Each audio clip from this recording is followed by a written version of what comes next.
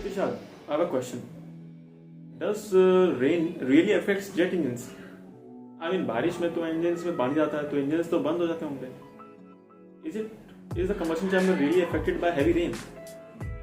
I mean, can pilots continue flying during heavy rain? Or what? Or there is anything else that they do? Well, that's a very interesting question you asked. I'm very glad. So what happens is that basically, but wait, why am I explaining this question just in front of one person? I'll not answer your question here. Instead, I'll answer your question there with my YouTube family. See you there. X-ray runway 7, hold correction runway 12, hold short runway 7, beam return. Roger that. Hello everyone, this is Tushar Sharma, your host for today, and you are watching Airbus Boys official YouTube channel. Welcome you all again to a very interesting topic, like always. So as the starting of the video has already revealed, that we'll be talking on a very interesting topic today. Does rain really affects jet engines? Does engine performs normally during rain? Does rainwater causes any sort of harm to the combustion chamber or anything else? Does it causes flame out? All these topics will be covered in this video, and I guarantee you won't be finding this sort of content on any other YouTube channel in my knowledge. So stay tuned. But before proceeding further, if you haven't subscribed to my channel, then do check out our previous videos and also hit the bell icon so that you get a notification each time we upload a video. So before proceeding further towards the topic or towards the question, I'd like everyone to watch this video first.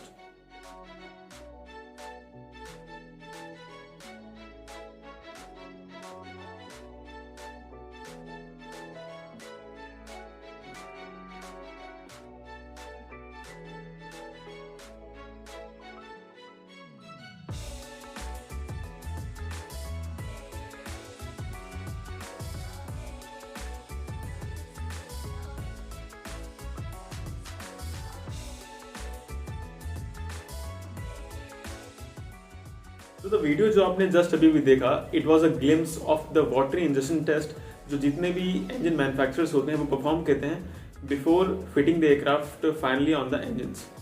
सो इस test का purpose क्या है? इस test का purpose basically ये पता लगाना है कि how the engine will react to such an immense amount of water जो उसके अंदर इनटेक से डाला जा रहा है. And as you can see, ये कंप्लीट अमाउंट ऑफ वाटर जितना इनटेक पे जा रहा है उतना ही एग्जॉस्ट से बाहर आ रहा है. And engine is still running, which is a complete indication that engine will be having no problem while being operating in such an immense amount of water being ingested into its inlet.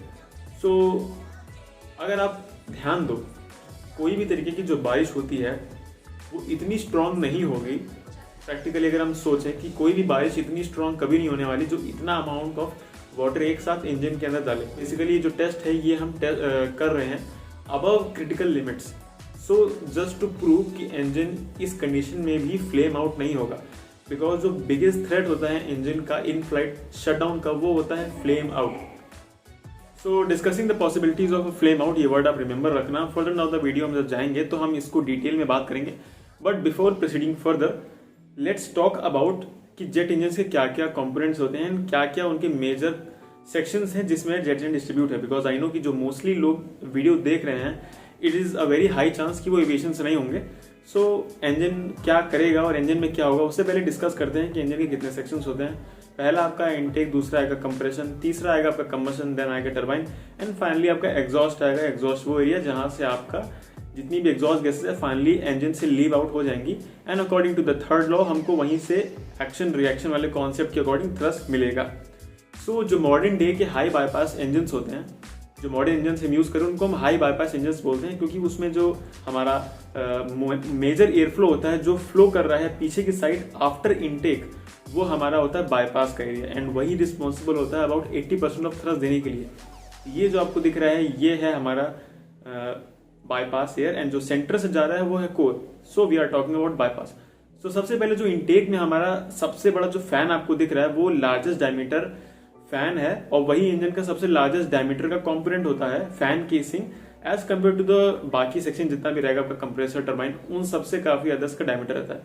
So because of its huge shape, सबसे पहले तो ये shield का काम करता है, जिसकी वजह से जब एयरक्राफ्ट हैवी रेनफॉल में ट्रैवल करता है तो जो बड़ी वाटर ड्रॉपलेट्स होती हैं वो इससे टकराने के बाद बिल्कुल फाइन ड्रॉपलेट्स में ब्रेक हो जाती हैं। तो पहली पॉसिबिलिटी हमने डिस्कस कर ली इसी क्वेरी में कि जो बड़ी ड्रॉपलेट्स है वो ऑटोमेटिकली फाइन ड्रॉपलेट्स में ब्रेक हो जाएंगी एंड जैसे जैसे हम आगे जाते रहेंगे so there is a very less chance कि वो कंबशन चैम्बर तक पहुंच पाए। क्यों पहुंच पाए? कि उससे पहले कंप्रेसर आ रहा है एंड कंप्रेसर का जो सबसे बेसिक प्रिंसिपल है वो ये होता है that keeps on compressing the air.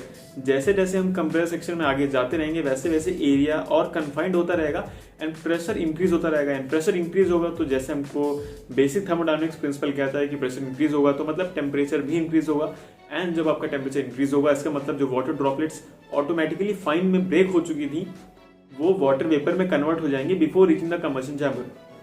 सो अब हमने बात अगर कर ही ली है कि पानी कैसे एंटर करेगा कंबशन चैम्बर के अंदर, अनदर गुड पॉइंट जो मैं यहाँ पे ऐड करना चाहूंगा वो ये ऐड करना चाहूंगा कि if you don't know you should know now कि जो हमारे पुराने इंजन्स होते थे, कन्वेंशनल जेट इंजन्स होते थे, जो हमारे टर्बो जेट होते थे, टर्बो फैन में तो नहीं यूज करते हम, टर्बो जेट्स में हम सिस्टम यूज करते थे उसको बोलते थे thrust augmentation system.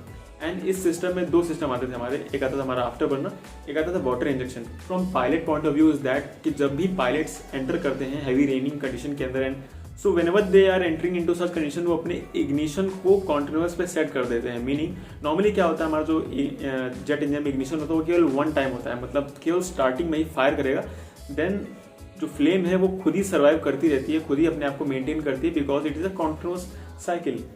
Jet engine is a continuous cycle that works on Brayton cycle.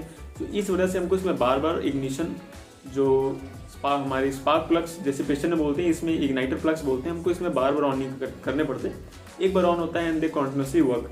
सो वो रीजन की वजह से हम क्या करते हैं जब इन कंडीशन में एंटर करते हैं तो अपनी इग्निशन को करते हैं कॉन्टिन्यूस मोड पे, उसकी वजह से हमारा जो इग्निशन है वो कॉन्टिन्यूस रहता है and that again helps in decreasing the chances for flame out. हो सकता है कि इंजन को अफेक्ट करे रेन, बट वो तब कंडीशन आएगी जब इंजन की आपका हैवी रेनफॉल के साथ में स्ट्रॉन्ग विंड्स रहें, थंडर स्टॉर्म रहे, आपका लाइटनिंग रहे, हेल स्टोन्स रहे, तो ये क्या करेंगे, ये आपके जो air flow laminar air flow compressor के अंदर जा रहा है उसको डिस्टर्ब कर देगा and as soon as it disturbs this air flow this leads to a condition that is further known as compressor stall, engine stall और इंजन सर्ज। इस पूरी कंडीशन में क्या होता है, आपने इंजन के स्टार्टिंग में फ्लो को टर्बुलेंट कर दिया तो वो क्या होगा, जो एयर फ्लो आपका सही तरीके से जा रहा था कंबशन चैम्बर तक वो पूरा डिस्टर्ब हो जाएगा and all the stages of the compressor will lose its efficiency.